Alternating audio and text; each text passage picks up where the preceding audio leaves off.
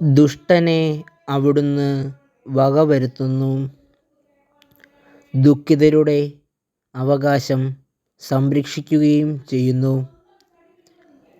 അവിടുന്ന് നീതിമാന്മാരിൽ നിന്നു തൻ്റെ കടാക്ഷം പിൻവലിക്കുന്നില്ല.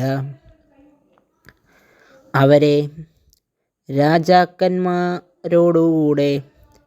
എന്നേക്കും സിംഹാസനത്തിൽ ഇരുത്തുന്നു.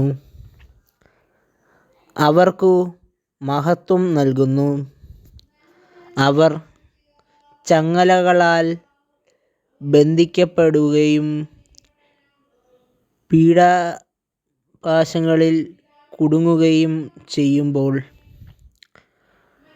അവിടുന്ന് അവരുടെ പ്രവൃത്തികളും അഹങ്കാരം നിമിത്തമുണ്ടായ പാപങ്ങളും അവർക്കു വെളിപ്പെടുത്തുന്നു. ദൈവത്തിനായി ഈ ചാനൽ സബ്സ്ക്രൈബ് ചെയ്യുക.